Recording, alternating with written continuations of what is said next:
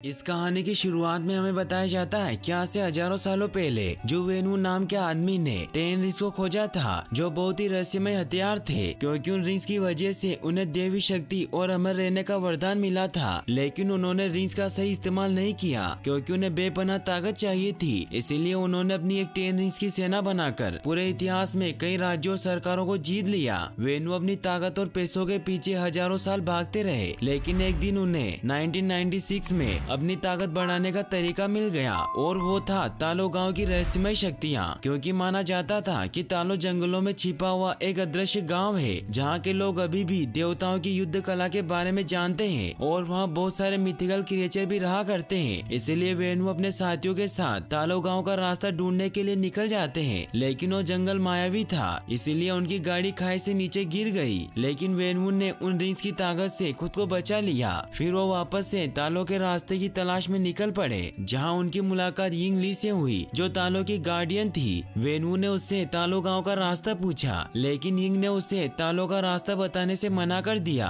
और कहा कि तालो में आपके लिए कोई जगह नहीं है। इसी बात को लेकर उन दोनों में लड़ाई शुरू हुई, लेकिन यिंग ली ने तालो की शक्तियों से वेनु को हरा दिया। मगर इस लड़ाई में उन दोनों को एक दूसरे से प्यार हो गया और उन दोनों के 2 बच्चे हुए, शांगजी और शेलिंग। वेनु को अब अपना परिवार मिल गया था, इसीलिए उसने अब सब बुरे काम छोड़ दिए और उन रिंग्स को भी एक बॉक्स में बंद कर दिया। अब वो खुशी से रहने लगे थे। शांग अपनी माँ से पूछता है कि अगर डैड के रिंग्स इतने ताकतवर थे तो आपने उन्हें कैसे हरा दिया। तो यिंग उसे बताती है कि जहाँ से मैं हूँ वहाँ के सभी लोगों को महारक्षक ड्रैगन की जादुई शक्तियों का वरदान मिला है, और जिस पर हमारे ड्रैगन की कृपा होती है वो कई बड़े बड़े कारनामे कर सकता है। फिर यिंग अपने बेटे को एक लॉकेट देती है और उसे कहती है कि जब भी तुम्हें लगे कि तुम रास्ते से भटक गए हो तो ये तुम्हें घर का रास्ता दिखाएगा, इसीलिए हमेशा इसे अपने पास रखना। अब यिंग का पूरा परिवार खुश था, लेकिन एक दिन जब वेनु घर पर नहीं थे तभी आयरन गैंग के लोग उनके घर पर आ गए, क्योंकि वेनु ने पहले उन्हें मिटाने की कोशिश की थी, इसीलिए वो अब अपना बदला लेना चाहते थे। ये देखकर यिंग शेलिंग और शांची को अंदर भेज देती है। फिर यिंग आयरन गैंग का सामना करने के लिए तैयार हो जाती है, लेकिन अब यिंग के पास अपनी पावर नहीं थी, क्योंकि उसने वेनु से शादी करने के लिए अपनी सारी शक्तियाँ त्याग दी थी, इसीलिए वो आयरन गैंग का सामना नहीं कर पाती। वेनु जब घर आकर यिंग की लाश देखता है तो अंदर से पूरी तरीके से टूट जाता है, और अब वो वापस उन रिंग्स को पहनकर नरसंहार करना शुरू कर देता है। अब वो शांगची को भी मार्शल आर्ट की ट्रेनिंग देना स्टार्ट कर देता है, और कुछ ही सालों में शांगची मार्शल आर्ट में माहिर हो जाता है। तो वेनु उसे 14 साल की उम्र में आयरन गैंग के लीडर का मर्डर करने के लिए भेजते हैं। वो शांगची को कहते हैं कि हमने तुम्हारी माँ के कातिल को ढूंढ लिया है, इसीलिए उसे खत्म करना तुम्हारा फर्ज भी है और हक भी। इसीलिए जब तुम वापस लौटोगे तो फिर से 10 रिंग्स के सामने दुनिया झुक जाएगी। फिर शांगची अपने मिशन पर निकल जाता है, लेकिन अपने मिशन को पूरा करने के बाद सैन फ्रांसिस्को भाग जाता है, क्योंकि उसे लगता था कि वो ये सब गलत कर रहा है, और वो अपना नाम बदलकर शॉन रख लेता है। फिर हमें प्रेजेंट का सीन दिखाया जाता है, जहाँ शांग सुबह जल्दी उठकर केटी के घर की तरफ निकल जाता है, क्योंकि वो और केटी पिछले 10 सालों से काफी अच्छे दोस्त थे, और अब वो साथ में कार पार्क करने का काम किया करते थे। एक दिन जब वो बस से अपने काम पर जा रहे होते हैं तो कुछ 10 रिंग्स आदमी के लोग उन पर हमला कर देते हैं, जिन्हें वेनु ने शांगची के गले में लगे लॉकेट को लेने के लिए भेजा था। शांगची उन्हें वो लॉकेट नहीं देना चाहता था, क्योंकि उसकी माँ की आखिरी निशानी थी, इसीलिए उस पर हमला कर देता है और उन सभी आदमियों को मार देता है। लेकिन तभी रेजर फिस्ट उस पर हमला कर देता है, क्योंकि रेजर फिस्ट 10 रिंग्स का सबसे खतरनाक योद्धा था और उसकी तलवार किसी भी चीज को काट सकती थी। शांगची उसके वार से बचता जाता है, लेकिन रेजर फिश की तलवार की वजह से उस बस के ब्रेक फेल हो जाते हैं, जिससे वो बस आउट ऑफ कंट्रोल हो जाती है और बस ड्राइवर भी बेहोश हो जाता है। तो केटी बस को चलाने लगती है और शांग रेजर फिश से लड़ने लगता है, लेकिन रेजर फिश की तलवार की वजह से बस के 2 हिस्से हो जाते हैं। ये देखकर शांग सभी लोगों को दूसरी साइड पर ले जाता है और वो रेजर फिश को धक्का देकर बस के बैक साइड में पटक देता है, जिससे वो डिब्बा अलग होकर क्रैश हो जाता है। लेकिन रेजर फिस्ट शांगची से वो लॉकेट लेने में कामयाब हो गया था। फिर दिखाया जाता है कि जब शांगची घर वापस आता है तो मकाओ जाने की तैयारी करने लगता है, क्योंकि उसे पता था कि उसकी माँ ने उसकी बहन को भी सेम लॉकेट दिया था, इसीलिए उसे हासिल करने के लिए उसके पीछे जरूर जाएंगे। केटी शांग से पूछती है कि ये सब क्या चल रहा है और तुम कौन हो। तो शांग उसे बताता है कि जिन गुंडों ने हम पर हमला किया था वो गुंडे मेरे डैड ने भेजे थे, और अब वो मेरी बहन पर अटैक करेंगे, इसीलिए अब मुझे जाना ही होगा,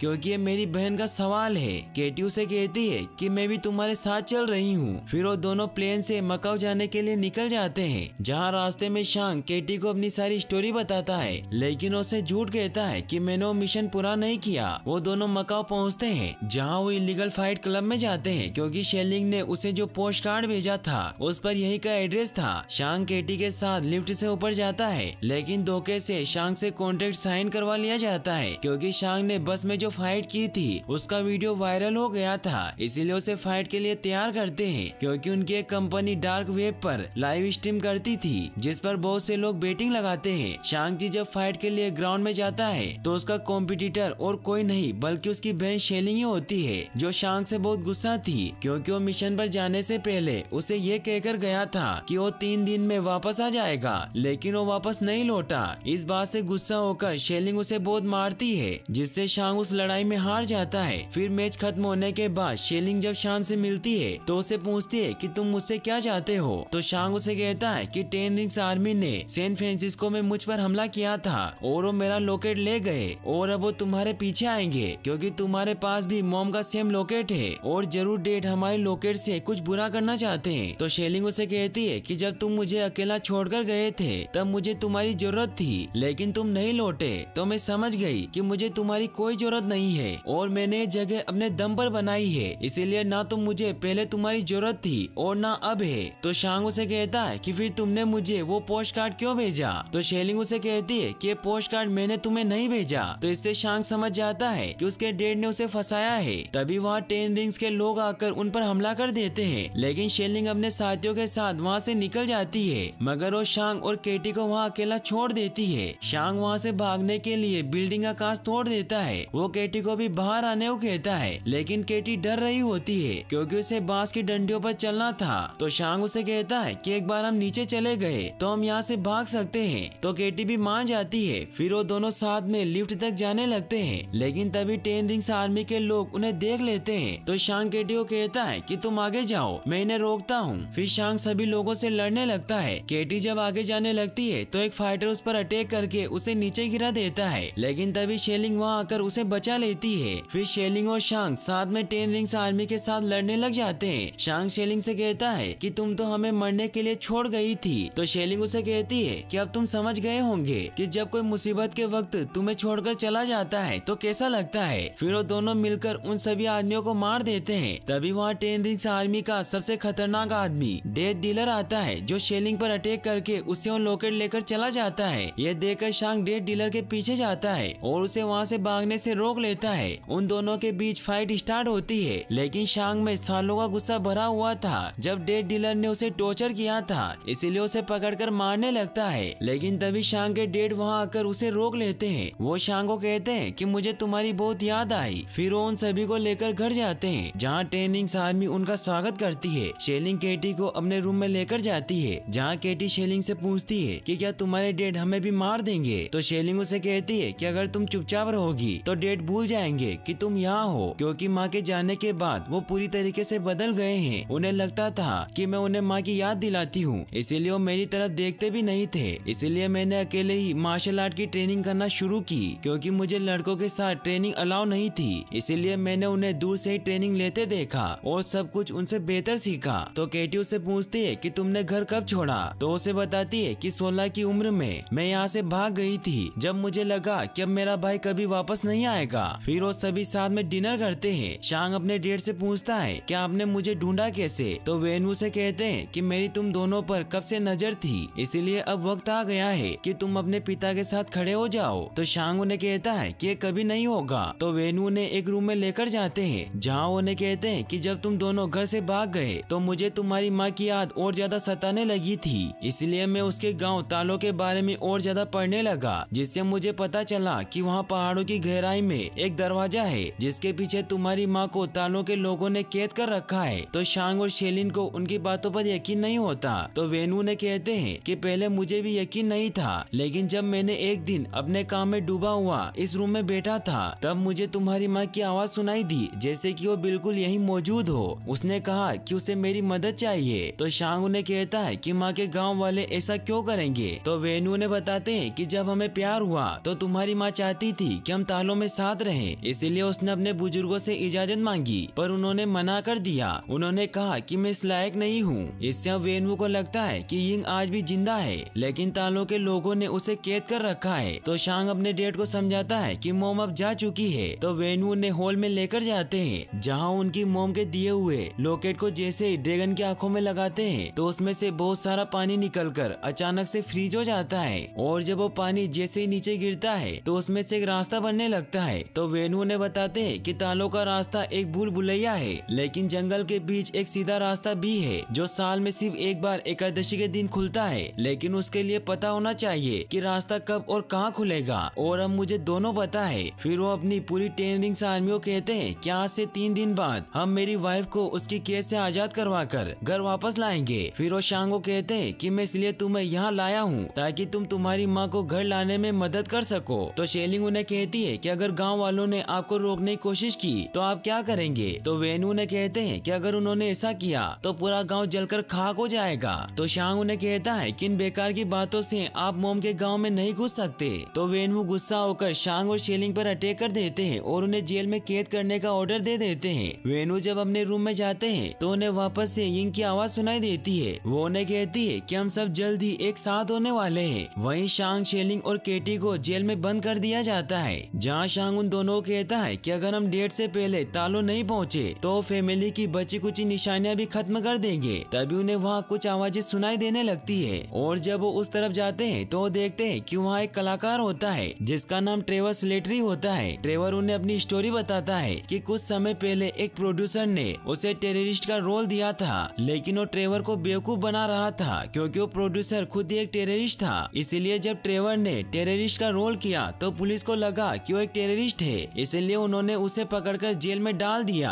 और उसके बाद वेनू ने उसे वहाँ से छुड़वाया ताकि वो उसे मार सके। लेकिन जब ट्रेवर ने उनके सामने परफॉर्म किया तो उनका दिल पिघल गया, और जब से ही ट्रेवर उनके लिए हर हफ्ते शो करता है तभी वहाँ एक मिथिकल क्रिएचर आ जाता है, जिसे देखकर केटी और शांग काफी डर जाते हैं क्योंकि उसका सिर नहीं होता। तो ट्रेवर उन्हें बताता है कि मोरिस है और ये मुझसे बातें कर सकता है। फिर ट्रेवर उन्हें कहता है कि मोरिस कह रहा है कि तुम्हें जानता है क्योंकि तुम्हारी मोम के साथ तालों में बड़ा हुआ था, लेकिन तुम्हारे पिता ने मायावी जंगल में रास्ता ढूंढते वक्त इसे वहाँ से चुरा लिया था और अब ये चाहता है कि तुम इसे घर ले जाओ। तो शांग उन्हें कहता है कि अगर मेरे बस में होता तो मैं इसे वापस जरूर लेकर जाता, लेकिन मेरे डेट के हिसाब से वो रास्ता सिर्फ साल में एक ही बार खुलता है। तो ट्रेवर कहता है कि मोरिस कह रहा है कि यह तुम्हें अभी भी वहाँ लेकर जा सकता है और तुम उस भूल भुलैया को पार कर सकते हो, लेकिन यह बहुत खतरनाक है क्योंकि आज तक इसे कोई जीते जी पार नहीं कर पाया। तो केटी उसे कहती है कि हम यहाँ से कैसे निकलेंगे। तभी शेलिंग वहाँ सुरंग का रास्ता ढूंढ लेती है और वो शांग को बताती है कि डैड ने पूरे कॉम्प्लेक्स के नीचे एक सुरंग बनवाई है और पिछली बार में वहीं से भागी थी। फिर वो सभी वहाँ से सीधे गैराज तक जाते हैं, जहाँ से वो रेजर फिश की गाड़ी लेकर निकल जाते हैं, लेकिन गार्ड को इस बारे में पता चल जाता है, इसीलिए वो वहाँ उन्हें रोकने के लिए आ जाते हैं। तो दूसरे रास्ते से वहाँ से भागने लगते हैं, लेकिन वो रास्ता सिर्फ फिंगरप्रिंट से ही खुलता था। इसीलिए जब 10 रिंग्स आर्मी के लोग उन्हें रोकने की कोशिश करते हैं तो वो एक एक करके सभी को मारने लगते हैं और एक आदमी की मदद से उस डोर को खोल लेते हैं, जिससे वो सेफली वहाँ से निकल जाते हैं। सुबह होते होते वो उस जंगल तक पहुँचते हैं। मोरिस उन्हें रास्ता बताता जाता है, जिससे वो उस मायावी जंगल से बचते हुए एक झरने तक पहुँचते हैं, जहाँ जब वो जैसे झरने के अंदर जाते हैं तो वाटर एकदम फ्रीज हो जाता है और वो एक सीक्रेट रास्ते से सीधा तालों में पहुँचते हैं, जहाँ वो देखते हैं कि वहाँ बहुत सारे मिथिकल क्रिएचर होते हैं। फिर वो तालो गाँव में पहुँचते हैं, जहाँ शांग सभी को अपना इंट्रोडक्शन देता है, लेकिन वो सब उनकी बात नहीं सुनते और उन पर अटैक करने लगते हैं। तभी वहाँ यिंगली की बहन नान आ जाती है, जो उन्हें ऐसा करने से रोक लेती है। वो शांग और शेलिंग से कहती है कि मैं तुम्हारी मौसी हूँ। वो उन दोनों से मिलकर बहुत खुश होती है। शांग नान को कहता है कि हमारे पास टाइम कम है क्योंकि हमारे डैड यहाँ अटैक करने के लिए आ रहे हैं। तो नान उन्हें अपने साथ नदी के किनारे लेकर जाती है, जहाँ उन्हें बताती है कि हम काले द्वार के रखवाले हैं और तुम्हारी दुनिया को उन बुराइयों से बचाते हैं जो इस द्वार के पीछे कैद है। तो शांग उन्हें कहता है कि हमारे डैड उसी द्वार को खोलने आ रहे हैं क्योंकि उन्हें लगता है कि माँ वहीं कैद है। तो नान उनसे पूछती है कि उन्हें ऐसा क्यों लगता है। तो शेलिंग उन्हें बताती है कि उन्हें मदद मांगते हुए माँ की आवाज सुनाई देती है। तो फिर वो उन्हें तालों के इतिहास के बारे में बताती है कि हमारा गांव तालों की सृष्टि का एक छोटा सा हिस्सा है, लेकिन ये सृष्टि बहुत विशाल है क्योंकि यहाँ ऐसे शहर हैं जो पूरे ब्रह्मांड से बेहतर है। फिर उन्हें बताती है कि हजारों सालों पहले तक हमारे लोगों के बीच शांति और समृद्धि थी, लेकिन उस शांति को अंधेरे के हैवान ने भंग कर दिया,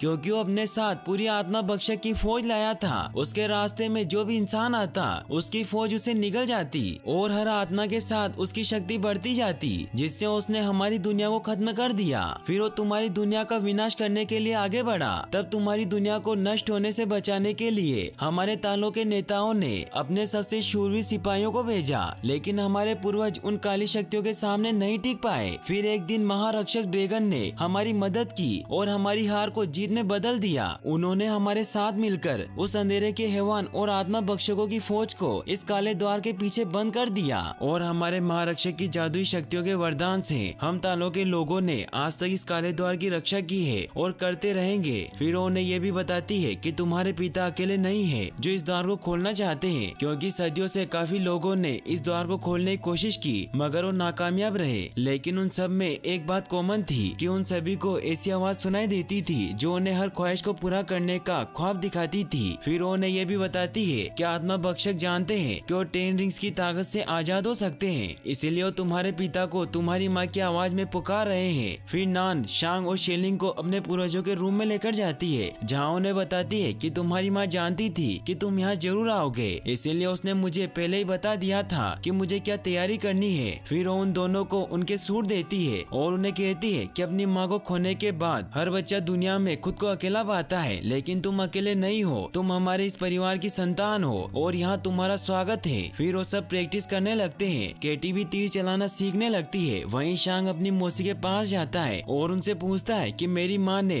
डैड को कैसे हराया था, तो फिर वो उसे वो टेक्निक सिखाने लगती है। वहीं वेनु अपने आदमियों से कहता है कि सुबह होते ही हम तालों के लिए रवाना होंगे, क्योंकि सुबह होते ही तालों का रास्ता खुलेगा। वहीं शांग काफी परेशान होता है, उसे पास्ट की बातें याद आ रही होती है जब आयरन गैंग के लोगों ने उसकी माँ को मार दिया था। इन सब से शांग काफी उदास हो जाता है। तभी केटी वहाँ आ जाती है तो शांग उसे कहता है कि मैंने तुम्हें झूठ कहा था कि मैं अपनी माँ के कातिलों को नहीं मार पाया, क्योंकि मैंने सोचा था कि अगर मैं अपना नाम और पहचान बदल लूंगा तो शायद मैं वो भूल जाऊंगा जो हुआ था। लेकिन अगर आज मॉम जिंदा होती तो वो मुझसे नफरत करती। तो केटी उसे कहती है कि इसमें तुम्हारी कोई गलती नहीं है, तुम्हारे डैड ने तुम्हें 7 साल की उम्र में किलर बनाना शुरू कर दिया था। तो शांग उसे कहता है कि मॉम की मौत के जिम्मेदार डैड है और अब वो उनका घर बर्बाद करने आ रहे हैं, इसीलिए अब मैं उन्हें खत्म कर दूंगा, क्योंकि यही उन्होंने मुझे सिखाया है। इसीलिए शांग काफी सैड हुआ वहाँ से चला जाता है। फिर अगली सुबह सभी युद्ध के लिए तैयार हो जाते हैं और वेनु भी अपनी पूरी आर्मी के साथ वहाँ आ जाता है। वेनु शांग को कहते हैं कि तुम उन्हीं की मदद करने आ गए जिन्होंने तुम्हारी माँ को कैद किया है। तो नानू से कहती है कि वो वहाँ नहीं है, वो एक हैवान है जो तुम्हें गुमराह करके सबका सर्वनाश करना चाहता है। तो वेनु उनकी बात नहीं सुनता और उन पर अटैक करने लगता है और उन सभी के बीच फाइट स्टार्ट होती है। वेनु उस द्वार को खोलने के लिए आगे बढ़ता है तो शांग उन्हें रोकने जाता है। तो वेनु से कहते हैं कि तुम मुझसे अकेले लड़ने की बेवकूफी करोगे। तो शांग उन्हें कहता है कि मैं आपसे नहीं डरता।